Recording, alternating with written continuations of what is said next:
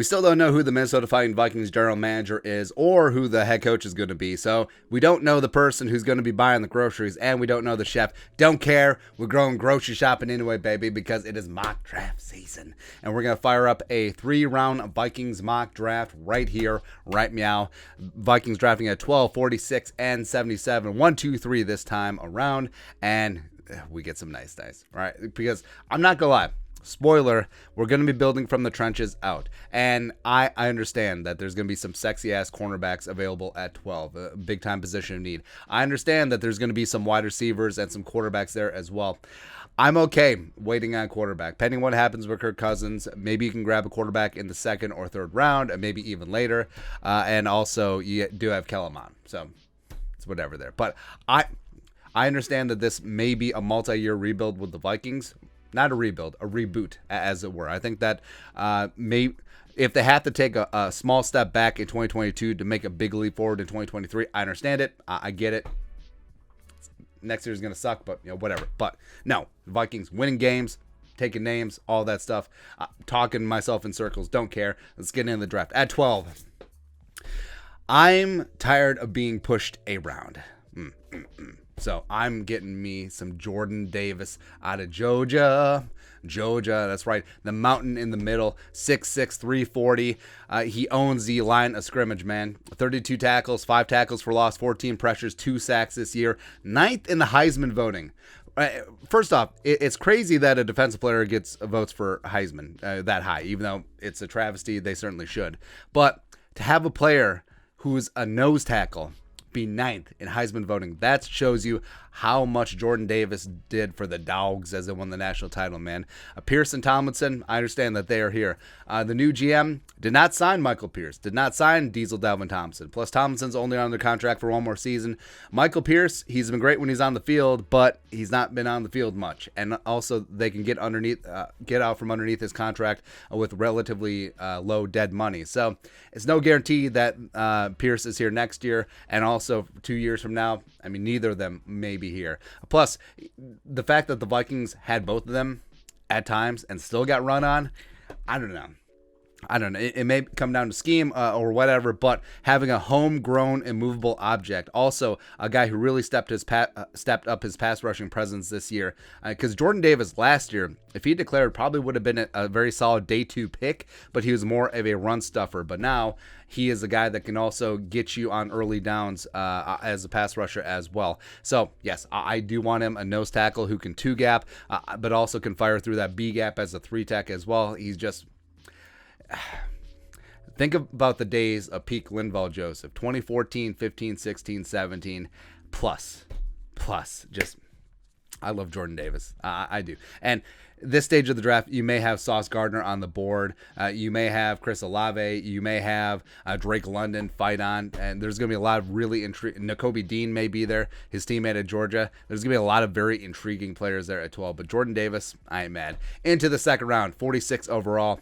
A guy that I've been hyping up for, going on 2 years now, Zion Johnson, guard from Boston College, baby. Super senior. If he declared last year, probably would have been a second-round pick. Still a second-round pick this time around. 6'3", 316. He initially was a transfer from Davidson, that's right, the pride of Steph Curry, to Boston College, who's a 3-year starter up at Chestnut Hill. BC's, by the way, has had some really damn good offensive linemen lately. Just great. Absolute stud athlete. Paved the way for A.J. Dillon in 2019. You remember Quadzilla. He plays for a team who shall remain nameless as of right now.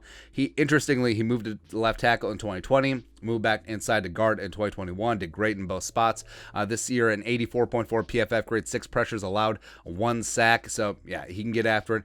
NFL anchor, great movement skills. Can play zone if they want to stick with zone. He can also play gap as well. Immediate plug-and-play starting guard for the Vikings. And, yeah, even though Ezra Cleveland has come along swimmingly at left guard, when there's a regime change, maybe the Vikings go to more of a man gap power type scheme. So maybe that means that Ezra is going to be the odd man out. Wyatt Davis, they flirted with him at center. Could actually take root with a new coaching staff in 2022? I don't know. But right away, even though like we said, we're not team drafting for need. We're team BPA, but sometimes it does cross over. You get Jordan Davis and Zion Johnson, 2 pieces on the interior in both trenches. Let's go. Let's go, man. All right, lastly, 3rd round, 77 overall. We're living on the edge. Nick Bonito Borena coming off the edge, baby, out of Oklahoma. Let's go, man. 6'3", 231, 2021, 39 tackles, 15 tackles for loss, 52 pressures, 7 sacks. He also had 9 sacks in 2020. Now, you could see him as a replacement for Anthony DeBar on the strong side, but like we said, we don't know who the head coach is going to be. We don't know what defensive philosophy they're going to bring in. Are they going to stick with a 4-3? Are they going to move to a 3-4? Are they going to have a 4-3 over, a 4-3 under? Don't know. Don't really know. But just getting guys in the building who have a high motor, play with passion, and can get after the quarterback, that's Bonito to a T. Insane bend off the edge, has great speed, great hands as well, and his motor, like we mentioned, just does not quit. It doesn't. Also solid in coverage when he drops, and his draft stock is going to be hurt in the fact that he's a tweener, where he's short, he doesn't have the length that teams want off of the edge, but I do think that guys like Micah Parsons will help teams rethink what they see in an edge rusher, because Parsons, off-ball linebacker, but Dan Quinn and Dallas, when they had injuries, kicked him to the edge, and he kicked ass. First team All-Pro, deservedly so, Micah Parsons. And no, Bonito does not have the physical tools of a Parsons, although he's not a slouch, man.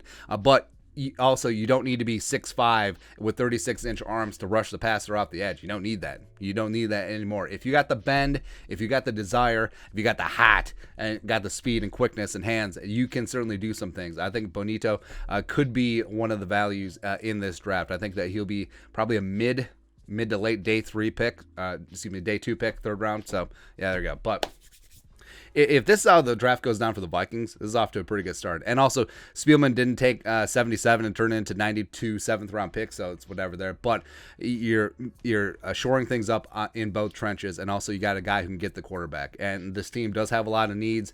Yes, linebacker. Yes, cornerback. Yes, quarterback. So that's whatever there. But I could be okay with this. Whoever the GM is going to be, whoever the coach is going to be, let's go. Just stock up on those groceries, man. But your thoughts are thoughts. Doing a 3-round Vikings mock draft. Let us know in the comment section below. Subscribe for daily Vikings takes. Want to support the work, put a little something in the Venmo. But until next time, Skol, production value.